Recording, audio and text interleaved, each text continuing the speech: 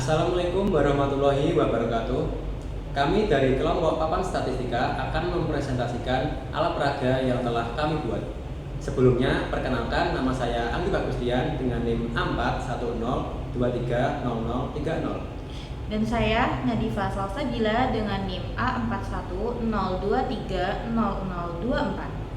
Saya Desa Latifah Wiyananda dengan NIM A410230022. Saya Alun Maulana dengan NIM A410230029. Nah, di sini kita akan lanjut pembahasan ke langkah-langkah cara menggunakan alat peraga yang telah kita buat. Stay tune ya. Yang pertama, susunlah data yang telah diketahui dalam soal dengan cara memasukkan manik-manik dari bagian sebelah kiri ke bagian sebelah kanan. Jangan lupa untuk menaruh penahan pada bagian sebelah kiri alat peraga tersebut. Langkah selanjutnya, urutkan pipa yang berisi manik-manik dari jumlah paling sedikit ke terbanyak. Perhatikan pipa yang manik-maniknya sejajar dan berjumlah paling banyak. Jumlah manik-manik pada pipa yang sejajar tersebut, itulah nilai modusnya. Selanjutnya, langkah yang ketiga, kaitkan per dari paku paling ujung sebelah kiri ke paku paling ujung sebelah kanan. Lalu perhatikan tali yang berada di tengah per. Jumlah manik-manik yang terdapat pada pipa yang berhadapan tepat dengan tali tersebut adalah nilai mediannya.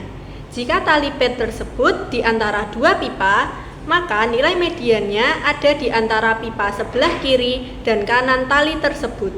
Selanjutnya, langkah yang keempat, lepaskan sekat yang terpasang pada pipa agar semua manik-manik terjatuh. Hitung jumlah baris manik-manik yang terbentuk setelah dijatuhkan, dan itulah nilai meannya. Selanjutnya akan dijelaskan beberapa penggunaan dari alat peraga ini. Yang pertama, di sini disediakan soalnya, yaitu tentukan modus, median, dan mean dari data berikut. Untuk yang pertama, 1, 1, 1, 1, 3, 2, 3. Nah, langkah penggunaannya sama seperti yang disampaikan teman saya. Di sini untuk datanya, di sini kan ada 1, 1. Di sini kita masukkan yang mana 1 ini kita sebagaikan manik-manik. Jadi kalau misalnya 1 kita masukkan 1 sesuai urutannya dari kiri ke kanan. 1. Terus lanjut 1.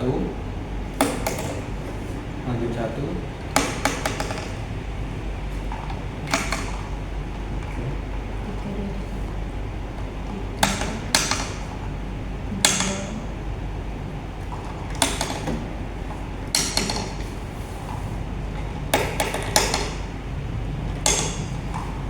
Nah, setelah tampak seperti ini, kita lihat apakah di sini manik-maniknya itu sudah urut atau belum. Maksudnya, di sini kan ada 1, 1, 1, 1, ini sudah urut dari kecil. Terus ada 3, nah 3 baru 2. Nah ini kan belum urut, kita urutkan dulu dengan cara kita pindahkan pipanya.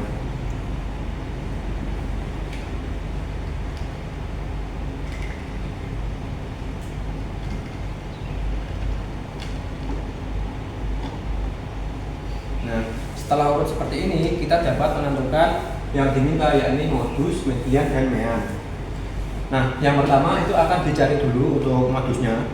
Di sini tampak bahwa satu manik-manik muncul di beberapa pipa, yakni di pipa 1, pipa 2, pipa 3, dan pipa 4. Yang mana satu manik-manik muncul di 4 pipa. Artinya manik-manik 1 ini sejajar sebanyak 4. Terus yang manik-manik sebanyak 2 itu hanya di satu pipa, yakni pipa ke-5. Manik 3 itu jumlahnya ada 2 pipa, yang mana dari modusnya sendiri itu diambil dari banyak manik-manik yang paling sejajar dan banyak. Dalam hal ini modusnya adalah 1. Selanjutnya untuk bagian median itu digunakan per untuk mencari nilai mediannya. Sama di sini itu diletakkan pengaitnya itu di bagian pertama, paku pertama, sampai pengait yang terakhir itu sesuaikan dengan data atau pipanya. Di sini banyaknya pipa ada 7, berarti ditempatkan pada paku ke-7. Di sini. Oke. Nah, di sini tampak bahwa yang di tengah ini sudah disiapkan tali, yang mana tali ini kita sejajarkan dengan pipanya. dalam hal ini terlihat bahwa tali tersebut sejajar dengan pipa yang keempat. Menentukan mediannya, kita lihat pipa yang keempat itu ada berapa manik-maniknya? 1, berarti mediannya dalam soal ini adalah 1. Untuk menentukan meannya dapat kita lepaskan masing-masing sekat pada masing-masing pipa.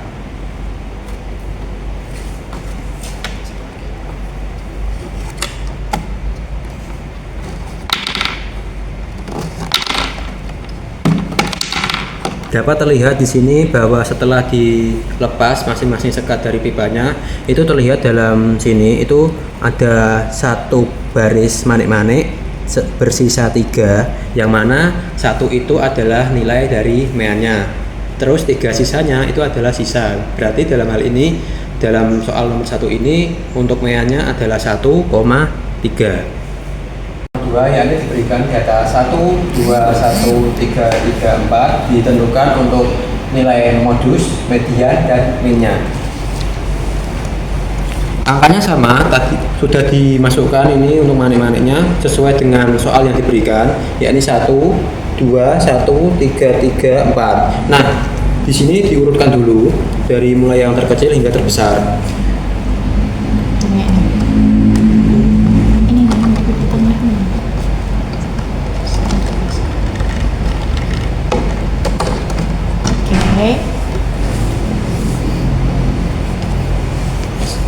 Kemudian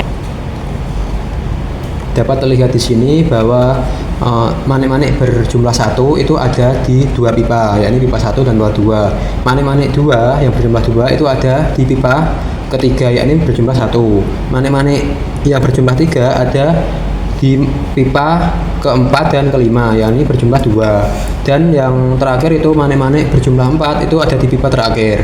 Nah, dalam kasus ini itu modusnya didapat 2, yakni 1 dan 3. Selanjutnya untuk mencari median, di sini ditempatkan pair yang sama seperti contoh soal yang sebelumnya. Di sini karena datanya sampai 6, berarti ditempatkan paku 1 sampai ke paku ke-6.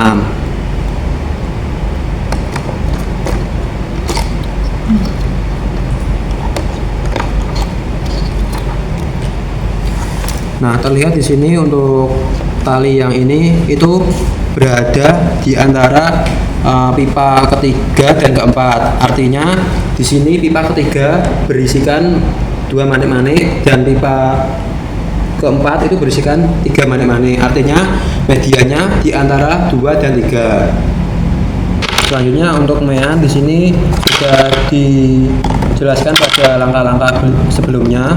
Yang pertama di sini dilepas dulu untuk sekatnya dari masing-masing pipa. Dapat terlihat di sini bahwa untuk meannya dalam hal ini untuk mean nomor 2 itu meannya adalah 2 bersisakan 1. Setelah dipraktekkan 2 contoh yang barusan, dapat disimpulkan modus itu adalah nilai yang sering muncul. Median itu adalah nilai yang berada di tengah-tengah. Dan yang terakhir untuk mean adalah rata-rata dari data tersebut. Artinya jumlah seluruh data dibagi banyaknya data. baik, di sini saya akan menjelaskan kelebihan dan kekurangan dari alat peraga statistika ini. Kelebihan dari alat peraga ini yaitu kita bisa mencari mean, median, dan modus tanpa menghitung. Akan tetapi, alat peraga ini memiliki kekurangan yaitu dalam mencari mean. Karena apa? Karena manik-manik yang kita butuhkan ini tidak sesuai dengan lubang pipa, mengakibatkan banyak celah yang terjadi saat mencari mean. Maka dari itu mengakibatkan mean kurang tepat dalam alat peraga ini.